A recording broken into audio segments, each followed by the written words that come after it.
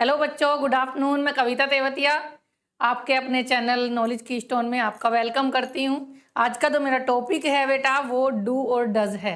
क्या है, अब तक मैंने आपको जो टॉपिक पढ़ाए हैं उसमें डू डज मैंने आपको अभी नहीं पढ़ाया। तो मेरा फोर्थ टॉपिक है आज, इसमें यूज होगा डू और डज का। ओके बेटा, मैं बताती हूँ आपको। देखिए, सबसे पहले हम डू डज का यूज कैसे करते हैं। एक तो हम सिंपल टेंस में इसका यूज करते हैं। सिंपल टेंस में हम इसका यूज कैसे करेंगे? सबसे पहले तो हम जब क्वेश्चन पूछेंगे तब भी हम डू डज का यूज करते हैं। नेगेटिव बनाते हैं प्रेजेंट में तब भी हम डू डज का यूज करते हैं। और भी डू डज का यूज हम इसमें बताएंगे कि कहाँ कहाँ पे डू और डज का यूज होता है। डू हमारी जैसे मेन वर्ब भी होती है, हेल्पिंग वर्ब भी होती है, वो सब आपको बताया जाएगा। देखिए बेटा, सबसे पहले जो विद आई, यू, वी, दे, यानी कि आई के साथ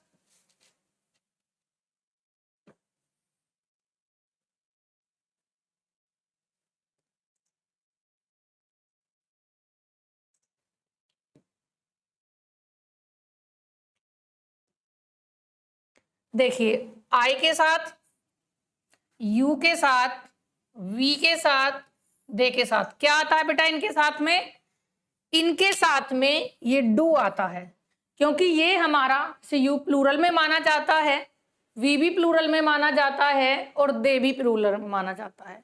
ओके, और आई भी हमारा प्लूरल में माना जाता है। ओके, आगे देखिए बेटा, आगे है हमारा डज। और डज का यूज हम सिंगुलर के साथ में करते हैं। किसके साथ में करते हैं? जब भी हमारा सब्जेक्ट सिंगुलर होता है। सिंगुलर क्या क्या होते हैं? देखिए, ही, शी, इट, ये हमारे सिंगुलर होते हैं और इनके साथ हम हमेशा डज का यूज करेंगे। ये हमें ध्यान रखना है। आगे चलते हैं। देखिए, एग्जाम्पल है ये हमारे, जैसे मैंने बताया था, एक तो क्वेश्चन पूछने के लिए हम डू और डज का यूज करते हैं। जब प्रेजेंट इंडेफिनिट में कुछ क्वेश्चन पूछे जाते हैं, किसमें? प्रेजेंट इंडेफिनिट टेंस में कुछ क्वेश्चंस पूछे जाते हैं तो उनमें हमेशा डू और डज का यूज होता है। और डू का कहाँ होता है वो मैंने आपको बता दिया, हमेशा we use do with plural subjects. Okay, और we can use with singular subject, क्या? डज। डज का सिंगुलर सब्जेक्ट के साथ यूज होगा और डू का प्लूरल के साथ यूज होगा। ओके बेटा, देखिए, डू यू लाइक कॉफी। देखिए, डू यू लाइक कॉफी, ये हमारा क्वेश्चन पूछा गया है और क्वेश्चन में सबसे पहले हम डू और डज का यूज हमेशा स्टार्टिंग में करेंगे, ये हमें ध्यान देना है। और प्लूरल है हमारा ये, तो इसीलिए हमने इसमें डू का यूज किया। क्या है बेटा? ये हमारा प्लूरल है, you. Okay, next, do they live here. क्या मतलब है इसका? क्या मीन्स है इसका? क्या वे यहाँ रहते हैं? ये इसका हिंदी मीनिंग है। तो ये कितने हुए? ये प्लूरल हुए, तो हमेशा इसके साथ में, प्लूरल के साथ में डू आएगा। Next, does he play cricket. इसका क्या मीन्स है? क्या वह क्रिकेट खेलता है? यहाँ कौन है? यहाँ सिंगुलर है। देखिए, ही सिंगुलर है तो हमने डज का यूज किया। क्वेश्चन मार्क यहाँ लगा हुआ है। देखिए, आगे देखिए, डज सी नो यू। क्या वह तुम्हें जानती है? ये भी सिंगुलर है, तो सिंगुलर के साथ में क्या आएगा बच्चे? ये डज आएगा। किसके साथ में आएगा? सिंगुलर के साथ में। ओके, आई होप कि आपको समझ में आ रहा होगा अच्छे से। नेक्स्ट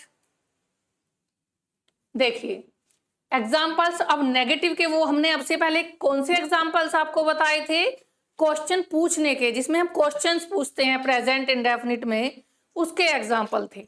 और अब ये नेगेटिव के एग्जाम्पल्स हैं। देखिए, I do not like spicy food. क्या मतलब है इसका? मैं स्पाइसी फूड पसंद नहीं करती हूँ, मुझे पसंद नहीं है स्पाइसी फूड।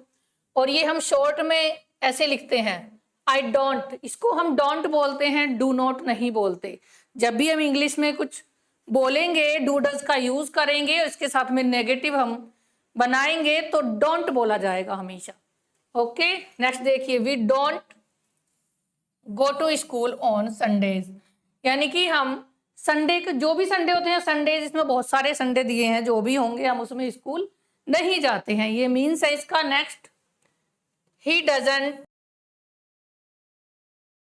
ये देखिए, ये डजंट है, स्पीक फ्रेंच, यानी कि वह फ्रेंच नहीं बोलती है, ये सेंस है इसका।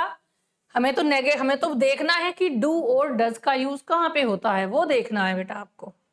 नेक्स्ट देखिए, यूज फॉर एम्फेसिस, यानी कि जब भी हम किसी चीज को जब भी हम कुछ बोलते हैं उस पर एम्फेसिस करते हैं, दबाव देते हैं, जोर देते हैं उस बात पर, तो हमेशा उसके साथ में डू और डज का यूज होगा। गड़बड़ होगी यहाँ तो, रुक गई ना मैं थोड़ी सी, फिर आ जाएगा उसमें ऐसे ही, बस इसको ही। यूज फॉर एम्फेसिस, यानी कि एम्फेसिस करने के लिए, अपनी बात पर जोर देने के लिए हमेशा हम डू डज का यूज करते हैं।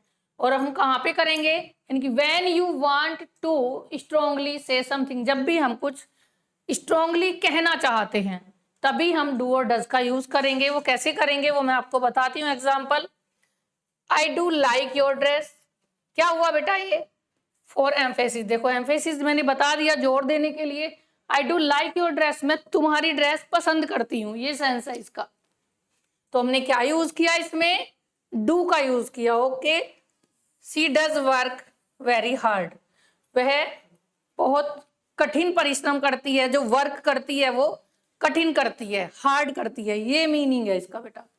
ठीक है, तो ये सिंगुलर था तो इसमें हमने डज का यूज किया, और ये प्लूरल है तो इसमें हमने डू का यूज किया। ओके, आई होप कि आपको समझ में आ रहा होगा बेटा।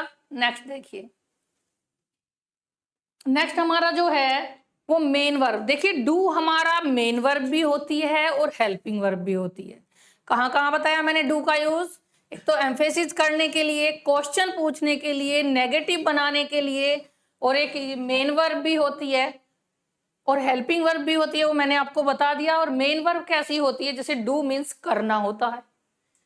जब हम किसी काम के बारे में बोलते हैं कि आई डू स्टडी, मैं पढ़ाई करती हूँ, XYZ, जो भी हमारा वर्क के लिए हम बोलेंगे डू मीन्स करना, तो उसमें हमेशा डू का यूज होगा।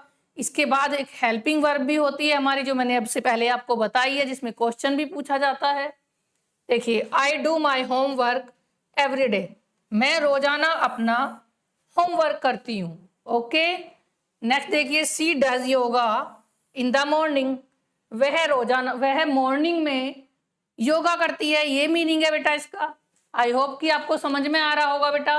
और यही है डू और डज का यूज, इससे अलग डू डज का यूज नहीं है। ये कंप्लीट मैंने आपको डू डज का यूज बता दिया है बेटा। ओके बेटा, फिर मिलते हैं, बाय बाय।